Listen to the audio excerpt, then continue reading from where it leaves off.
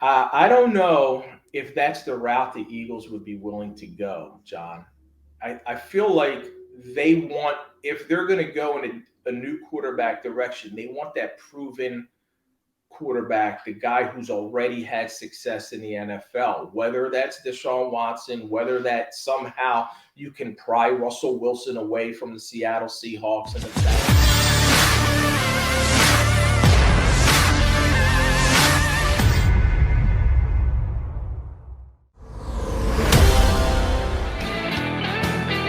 the Mac guys here with you on Birds 365. Good to have our buddy checking in from Florida. He covers the entire National Football League for the Associated Press, but he never gets away from the Philly story. Our pal Rob Maaddi, who I'm going to start with this question right now, Mr. Maaddi. I hope you haven't seen it yet. Where are the Philadelphia Eagles power ranked by the NFL.com? Oh, wow. 22nd. Lower. Lower as in 27? Wow. It's slightly higher. 25th. 26th. 26th. And you know who's 25th? The New York Football Giants. Ahead of the Eagles? Well, they played tough, but... They did play tough. Yeah, they did play tough. It wasn't the first time they played tough, but you got to get the W. Yeah. Yeah, too many people said that about the Vikings going into this week here. That was a terrible loss. They hang tough. They don't give up. They're fighting. They stink. They're 0-8. Oh, the Lions you're talking about. Well, Lions, the Vikings stink too. Yeah, the Vikings stink too. Sorry. Yeah. I think we're at the end of the Mike Zimmer era with that loss to Cooper Rush. But you can't lose to the Cowboys in that situation. No, you can't. And the way he coaches like it's 1975. So he's trying to, you just can't coach that way. And you see what happens. The call goes your opposite direction. All of a sudden, you're in a position where you're going to lose a game against an inferior opponent. But the Eagles did not do that, Rob. They went to Detroit. They took care of their business. They got the heck out. Been asking a bunch of people. I'll ask you, what did you really learn from that game, though? So you give them credit for handling that business, but did we learn anything? Yeah, I hate buts after victories, right? When they go, well, yeah, but it's the Detroit Lions. It's always better to dominate a terrible football team than to barely squeak by with a W, than to lose the game. So they went in there, like you said, handled their business, and they did it from start to finish in all three phases, and they dominated. What I learned was that Nick Sirianni is adaptable. And he is adaptable in that he chose a game plan against a team that he knew would work, and that was to run the football and run it effectively. And they ran 46 times, including Jalen Hurts' scrambles, and that was the most that they've ever run since the LaShawn McCoy, the Shady McCoy's snow game against Detroit, which was also 46 way back in 2013, and got all those yards on the ground. Now, is that sustainable? You heard him after the game and then again on Monday say it depends on the opponent and what they're going to allow. But, yeah, that's a formula. That's a recipe that is successful for the Eagles. So no matter what the defense is giving you, you still have to try and impose your will. And that is by allowing your offensive linemen who are built to run block to dominate those four guys, those five guys, that front seven in front of them, and wear them down. And if you don't get a 4, 5, 6 yard gain, 2, 3 runs in a row, that's okay, because you stick with that and you wear them down by the third and fourth quarter. And I'm not sure he's going to continue to do that, but I would hope that he does. It's so funny you went there, because that's what my question was going to be. You've been talking to guys in locker rooms, specifically offensive linemen, for years. Maybe not as much as you used to because of COVID, but you did it for years, Rob. You and John both. And we get Barrett Brooks on our show from time to time. And it is amazing to me, even on the small little screen we're working with here, I can see Barrett's eyes light up when I ask him about run blocking. He gets visually excited. He's been out of the game for 10 years, but you can still see like the excitement level in him when he gets to talk about run blocking. How much of a difference does that really make? The guys that, and Sirianni had admitted after his with his press conference after the game, The guys were coming off the field going, yeah, let's do this, coach. Keep with this, coach. We can do this, coach. How much does it really play into the mind of the offensive lineman when the coach is calling running play after running play? They're just that much juiced and ready to go. My question for those offensive linemen is, why weren't they doing that the first 7 games? Come off the field and say, hey, coach, let's run the football. Let's do more of this. But it's just a mentality. And from a physical standpoint, when you run block, you're the aggressor. You're not backing up, being defensive. You're attacking. And that's what these guys, these big mountain men want to do, these behemoths. They want to be the aggressor, and they want to just knock those other guys off the line of scrimmage and off the ball. And like you said, you've heard that from offensive linemen, whether it's this year, last year, every year, any O-lineman you talk to.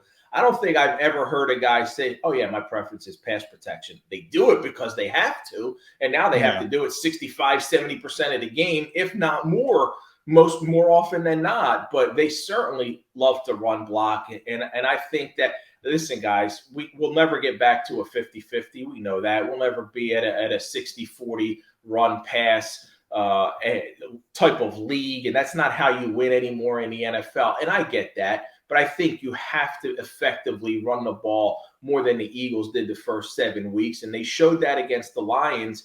And this is a team now that they're playing this week who is last in the league against the run. So it stands to reason, you would assume, you would think, against a team that doesn't do it very well, you should go out there and continue to run the football. Well, you're probably right this week, Rob, but I'm going to play devil's advocate here. The Chargers and Brandon Staley is out there doing I think a pretty good job as a rookie head coach, but they are not good defending the run. Kind of like the Eagles play a lot of cover 2, at least early in the season. So the numbers tell you to run the football a lot against the Chargers. But you mentioned Nick Sirianni proving he's adaptable. Well, the Eagles are going to run up to a defensive coordinator who's adaptable and is watching this film, and they're going to put 8 people in the box at some point. And it's at that point where the numbers are against you and you got to drop back and throw the football. We're halfway through the season, essentially. Not quite, because we're at 17 games now, but you get the point. Can Jalen Hurts throw the football consistently to win in this league? Have we learned that? Are we on the crux of learning that? And are the Eagles doing them a disservice by scaling back and throwing the football 14 times against the Detroit Lions? I don't think that was a disservice doing it against the Lions, because you want to come out of that game and you want to feel as positive as you can after all the struggles that they've had and get that W. But are we any closer right now to finding out that answer than we were at the beginning of the season? I don't think so.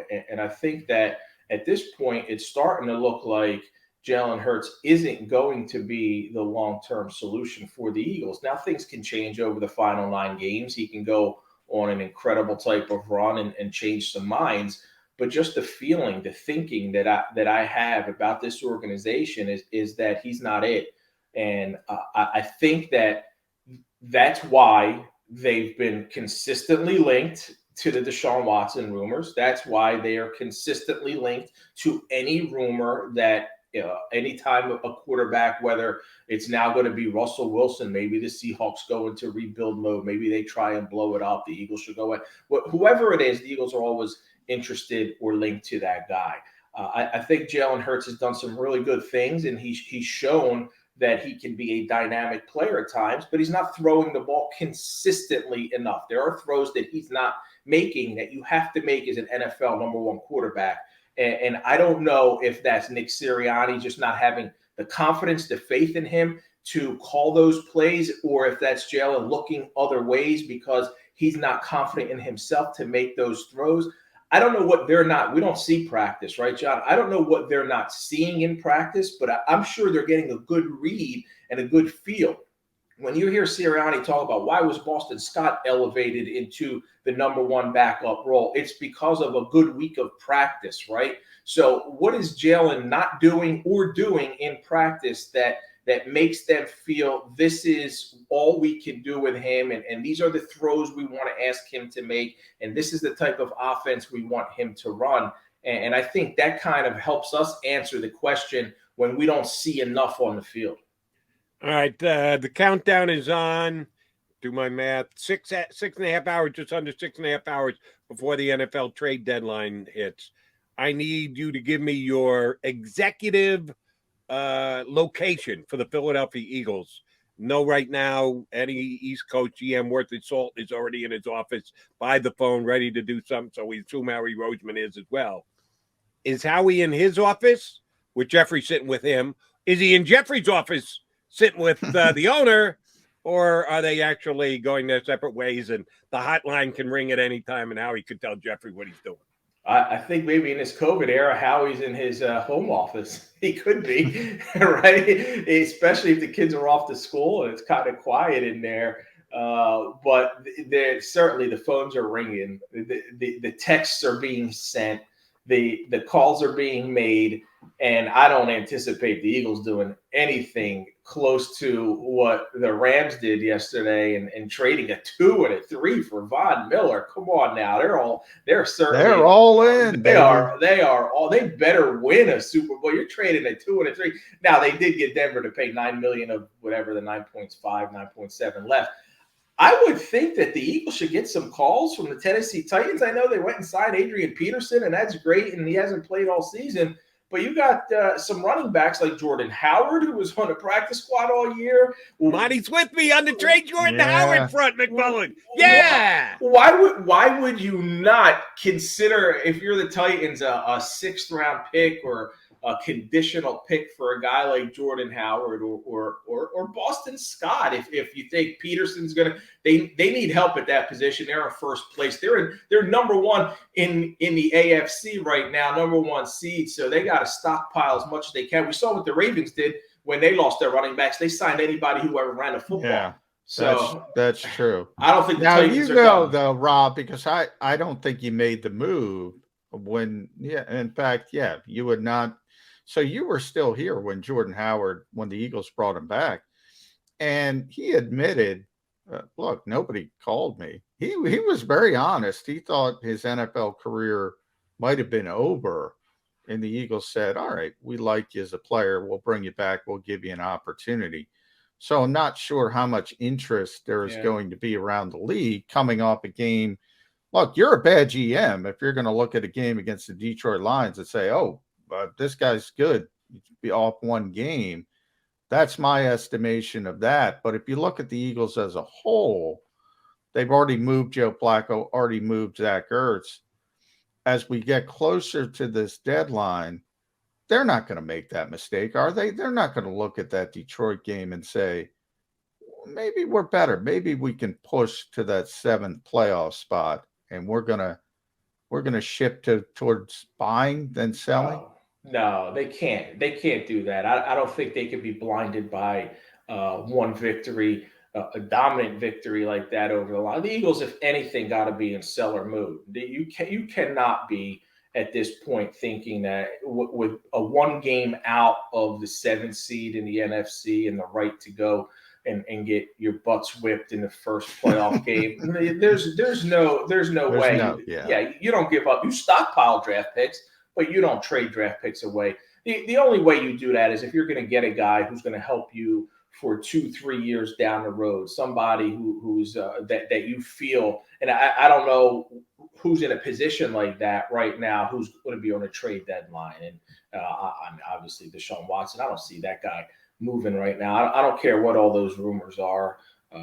I just think that team is best served waiting until the offseason to get more teams involved and more teams in the mix and seeing how things shake out with them. But from the Eagles standpoint, no, you trade a Howard, a Boston Scott, whatever you can to add some draft picks, and maybe you look at, hey, maybe you trade one of your veteran secondary guys if a team comes asking. Certainly nobody's going to be interested in the Eagles linebackers. So no, here's where I want to go with you, because we talked about it earlier. What would you need if you were Howie Roseman to part ways with Derek Barnett in a trade? Not much. Me personally, not much. I said a conditional 7th, which means No, I can't do that. pick Give could me a even go away. 5, I'll do it. Give me a 5. You interested? You're going to take the rest of the year's salary? All right. That's all I need. What more can I do for you if you're willing Yeah. to take Derek Barnett off my hands? But hey, he's coming off his first sack of the year this year, Yeah. Jody. How about that? He got in on the action against Got the Jared same number of Goff. sacks that Teron Jackson got. Good job, Derek. Yeah. I'd be right there with you on moving Derek Barnett. I don't know that you'll get that call. Yeah, I think anybody. I mean, I think it's smart when you know a player's not going to be here the next season. If you can get something for him at the trade deadline, I think it's smart. But I do think there's a little bit of balance in the locker room. If you think about the Eagles trading the 2 trades they made, for instance, Joe Flacco, we had a ready-made backup behind Joe Flacco and Gardner Minshew. Zach Ertz was about paving the path for Dallas Goedert, who's a very good player. You don't have a natural replacement for Derek Barnett. It's not as much as Derek Barnett's a good player. Derek Barnett is playing up to what he should be as a former first-round pick. It's kind of the message you might send to the locker room by saying, all right, we're going to play Teron Jackson, a rookie 6th-round pick who's not ready to play. I think that could be more negative than positive. Does it make any sense out of that, Rob? It does, and I can understand that. But from the flip side of that is, like you said, he's not going to be here. You don't anticipate him being here next year. Now you would be giving a young guy an opportunity to show you what he can do. And I don't, trading a guy like Derek Barnett to me isn't something. It's not like you're walking in that locker room after trading Lane Johnson or Jason Kelsey or a veteran who is been there, who's a leader in the locker room. I know he was part of the Super Bowl run. I know he recovered the strip sack, right? Big play in Eagles history, and he'll always have that. But I just never got this sense, even though he's in year 5 now, that Derek Barnett is that guy who commands that kind of respect in the locker room that you would have a team revolt if the Eagles parted ways with him. All right, Rob, let me talk about where the Eagles are going from here. 3-5, second half. Maybe they buy, maybe they sell, maybe they do nothing, and that's where I'm going to fall. That's most likely going to happen, not because of lack of effort from Howie Roseman. I just don't know that there's a deal out there for the Eagles. Nick Sirianni's job is to win as many games as he can in the second half. And despite the fact that we were all a little befuddled by his flower-growing speech last week, it seems to have worked. The players responded to. He's got Kelsey screaming about the roots. Joe, I loved it. I was all in on the flower analogy. Keep watering, keep fertilizing, man. I thought I had no issue with that. That's fickle Philly telling you fire your coach because he made a flower analogy. Come on, guys. It was ridiculous. I wasn't to the fire the coach level, but I was to the eye roll level. But hey, if it works, it works. You judge the results much more than what he says. And guess what? The results this week were 44-6. So that's a win for Nick Sirianni. By the way, it was funny, Rob. Behind the scenes with the flower power, the Eagles were kind of upset about how that was framed locally, in that, the players were fired up. There were a lot of F-bombs in that speech for the players. Thrown in, mixed in, a couple F-bombs with the flowers. And I saw that you were posting what the players said about it, that was fired up so. They were really fired up, and I think they used it because they were a little bit unhappy the way it was spun. And look, Nick joked about it as well, and he was going to go with the bamboo plant, which is sort of a football thing, but I thought it was overblown, and the fact that the team kind of used it, use whatever you can. If it works, use it. And if it's us versus them, use it. Well, it's not the last time something in Philly is going to get overblown or misinterpreted. Like, here you go. I'll give you guys an example. Watching Carson Wentz make that hideous throw on Sunday, his decision to throw a left-handed pass out of the end zone. that was a pick six that actually in that position turned out because he didn't get sacked. He didn't take the sack. He didn't get the safety. They were able to get the ball back and then tie the game. So I stated that on Twitter. I said the decision, the stupid decision, I used the word terrible decision, actually in this case worked out in his favor because they got the ball back, whereas as safety, they would have had to kick off. Tennessee would have ran out the clock. They would have lost the game in regulation. And the reading comprehension, I know, is an issue on Twitter.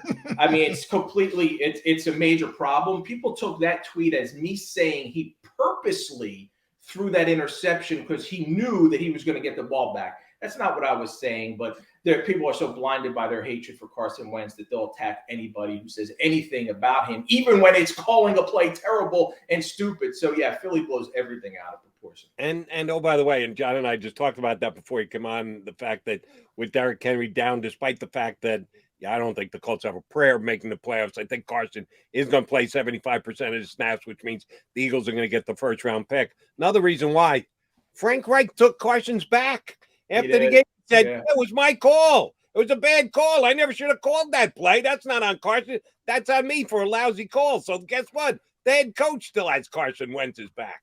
Oh, man, it was a terrible play call, but it's still indefensible.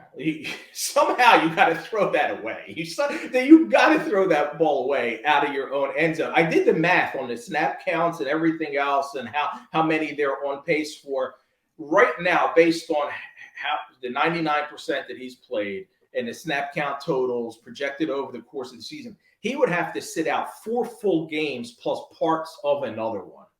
And that's a lot. So you'd have to come. I don't know that they'll be eliminated from the 7th wild card spot by the time there's 4 playoff games left. And that's the thing. I thought they would have. I think it would be organizational malpractice if they don't protect that first round pick. But now the more I think about it, I look at their weak schedule. I look at the fact that the AFC is within reach for anybody, and they go on a run. Barring injury, I don't know how you sit him out 17, 18 quarters that he's going to have to sit out in order to miss that. But, hey, that's their problem right now. And now on top of it, obviously Tennessee is looking really good, but they lose Derrick Henry, so they're probably going to come back to the pack a little bit as well. So although their Colts are four games behind, right? You're right, hard, but you can't. If the Titans start losing a little bit, you can't start just giving up on the season. So you're right. At this point, it's probably more anything else. It's going to be injury related if he misses those snaps. Then the Colts just shutting things down. But unless he loses to the great Mike White and Joey's how about Mike White? Jets on Thursday. Well, how about Mike White wins, Cooper Rush wins, first NFL starts, obviously, that happens in this league. The teams have letdowns. I think they see when a quarterback is in there who doesn't have maybe the cachet or the reputation. But it is easier to throw the football than ever in the NFL.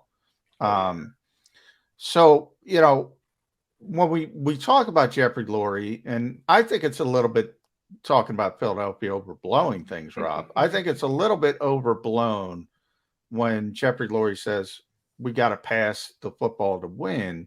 I think that's a larger overriding sentiment he has, that if you want to consistently win, you have to have an high octane passing offense. And I tend to agree with him, by the way. I think he's right. So I go full circle and say about this team and those 3 potential top 10 picks, we can't live in rumor world, Nick Sirianni said, but we can live in rumor world. Rob Maaddi, Jody McDonald, John McMullen, is there any quarterback you've heard? Because I keep hearing one name with NFL people, and that's Kenny Pickett from Pittsburgh. Have you heard that name? That's a name that has been over the past couple weeks kind of like you see at this time of the season in college football, when guys start to make their jump on that board. And has Mel Kiper put his, or Todd McShay put out his anticipate? I don't know. I can't follow those guys until it's April. I don't want. I don't want. But that I hear that name often. We hear Willis, right? And I just I don't know if that's the route the Eagles would be willing to go, John. I feel like they want, if they're going to go in a new quarterback direction, they want that proven quarterback, the guy who's already had success in the NFL, whether that's Deshaun Watson, whether that somehow you can pry Russell Wilson away from the Seattle Seahawks, and the fact that right now they're struggling. He's been injured. Maybe they do at some point say, hey, let's blow things up, and now you can go in there. I wouldn't be afraid of his age at 32, 33. You see more quarterbacks now, like what Tom Brady's doing. Nobody's ever going to do what he's doing and throw more touchdowns in their 40s than in their 20s. But if they do take care of their bodies, if they do eat right, if they can avoid catastrophic injuries, you can play into your late 30s and still be elite. And that's why I wouldn't be afraid to go after a guy who's in his 30s already and feel like I can get 5 to 7 years out of him at elite level. So I would be all in on somebody like that. I'd still be afraid to go and trade all those assets for Deshaun Watson. But I think that's what they do. Now, when you talk about that Jeffrey Lurie and the passing and the running, that's, as you had alluded to, it's overblown. But I think that part of that is from his doing, because it stems back to, remember that Green Bay Packers Thursday night game, right? Where they ran the ball, but they also, people feel like people want to equate that to this week. It's not the same as this week. Carson threw 27 times in that game. That's more than 14. Last time I did the math, 27 is almost double 14. Job out of you, Maaddi. Right? And he threw 3 touchdown passes. So it's not like they were trying to avoid throwing the ball, but they ran it consistently, and they did it well at Lambeau Field. And then there was that meeting apparently afterwards.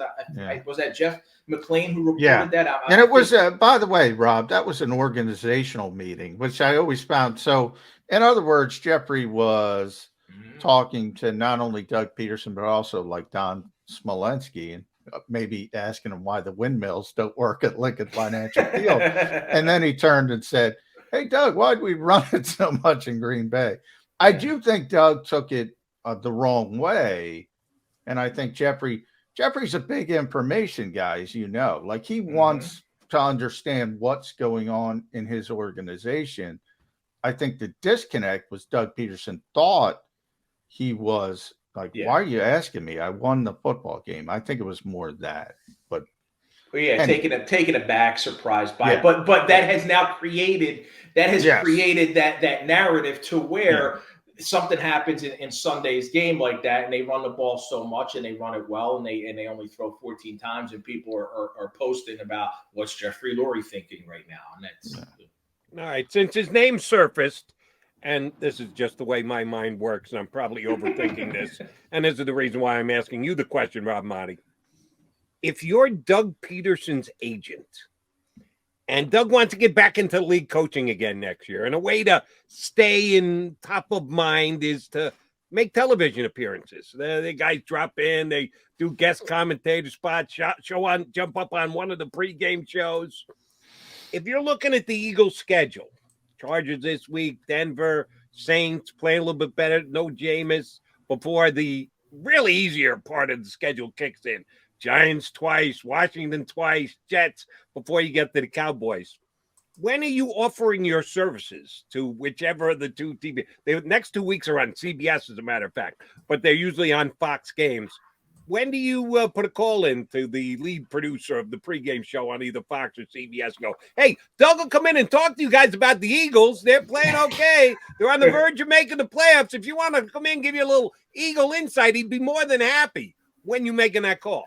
Oh, man, that's a good question. You know, there's another route he can go in this day and age, right? He could sit there with his laptop and he can start dissecting and diagramming plays and posting that on social media and then he can avoid being in that what might be an uncomfortable position of somebody asking him in the studio about the Eagles or what went down, and now he may have to be critical. So no, I hear you, Jody, and I do think that's not Doug Peterson's strong suit, to sit there and be overly analytical. He at times had struggled with that, but that's something I anticipate we'll see. You know what? Maybe I'll make the call. He's more than welcome to come on the AP Pro Football podcast. We can sit there and break down film. Let's do it. You gave me an idea. He's got an open invite on Birds 365 anytime he wants to come on. There you go. Exactly right. Rob, always a pleasure, buddy.